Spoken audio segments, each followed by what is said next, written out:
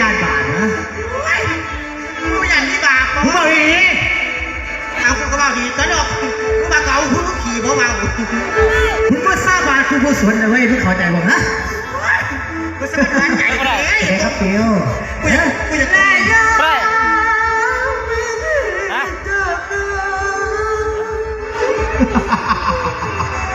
ไอ้พระหนู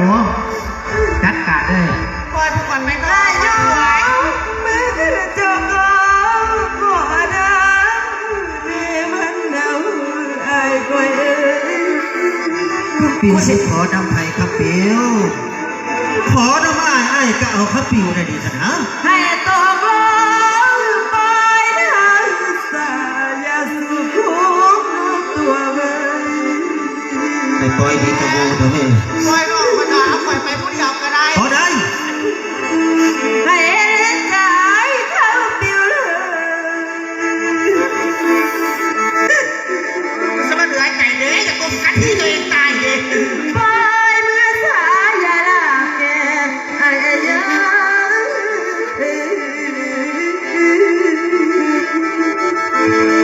ไปไปกับมันซอยหัวกับกับมือนอดเนี่ยพบานสงสัยกันนะ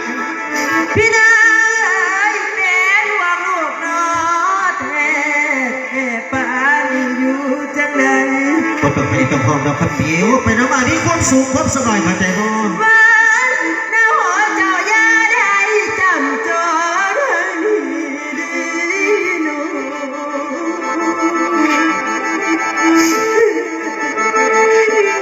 ปล่อยสัตว์นี้ปล่อยเขา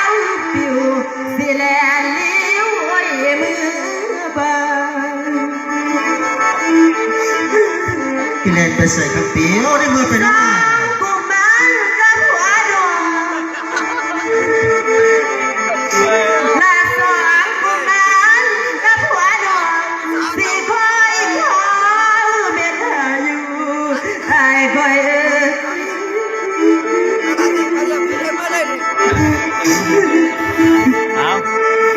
ไอ้เล่าคอยก็เต็มแล้วแม่ที่ต้นลูกเขาอยู่ทั้งบ้านแม่โตก็ย้อนที่ตัวได้ปล่อยหน้าหน่อยให้คืนพ่อแม่ตามือ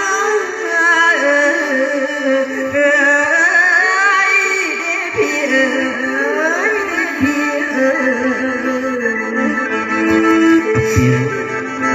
ครับเปียวสิไปให้เปียวห้องไม่ยังในเมื่อไอ้เสียครับเปียวไปอยู่ในเมืองเป็นไผ่เป็นยามีความสุขคนครับเปียวจะได้ดีอย่างไรก็สิหาให้ดีกว่าสิมาอยู่ทุกข์อยู่ยากจังสิฮะ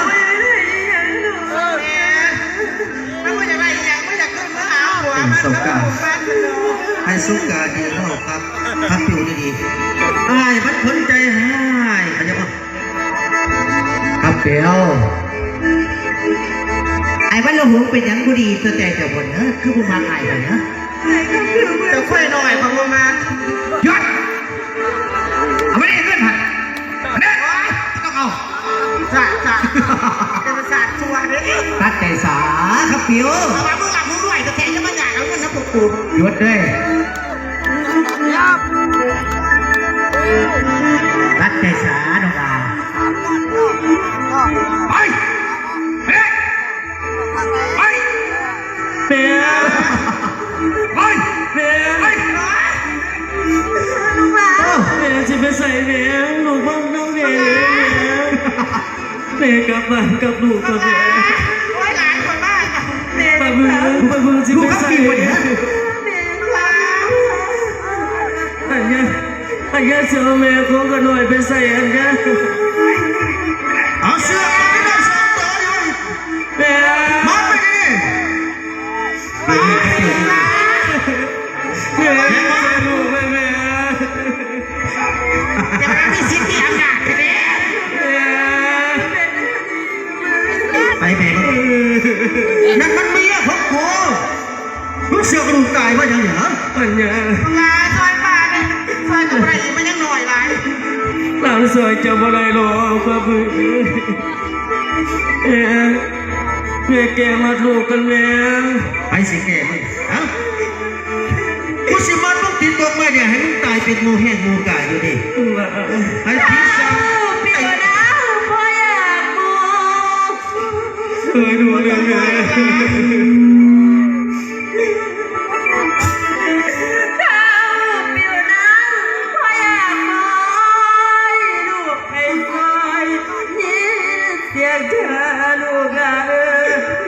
มึงมีกับน้องเจ็บหลายเมียแกมาปลูกกันแม่ ป้าก็ซอยมาได้หมดละไม่ทำมันได้นี่ซอยกลุ่มเนามันไป ไม่รู้เลยแม่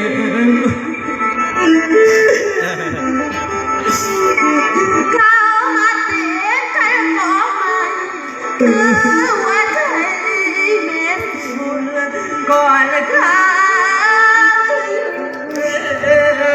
ลูกเจ็บหลายแม่ อย่าวางมือเสียตาแรงไปดีเขาจะ เข้าใจป่ะโอ้ยยังตีหลานกู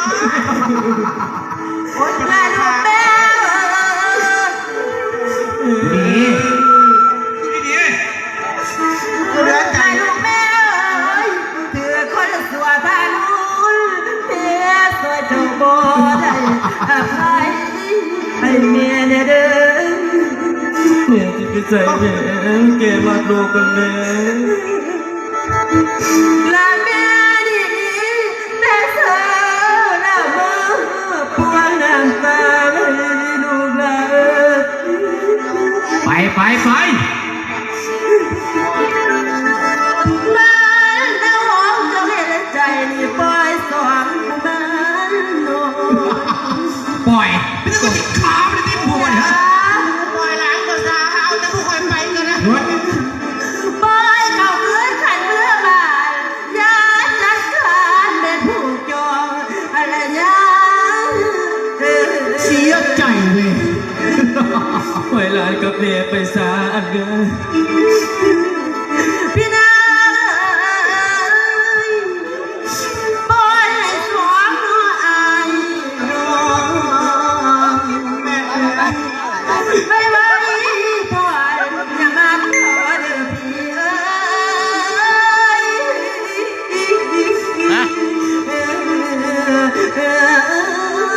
เด้อพี่เอ้ยพี่เอ้ย อาเปียว ปล่อยเขาซะ แม่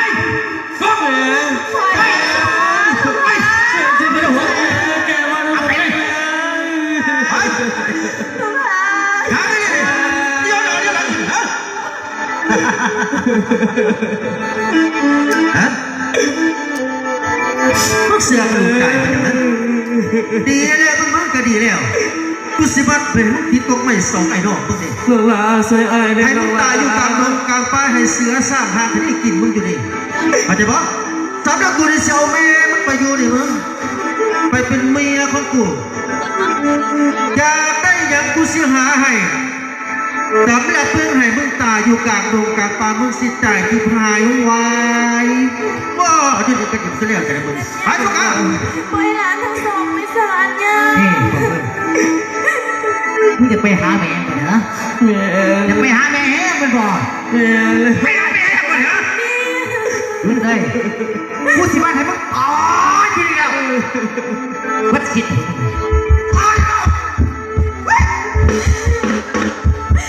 น้องลา เกมาในดงยัง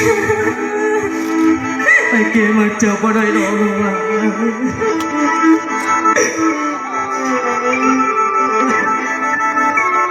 โอ้ยได้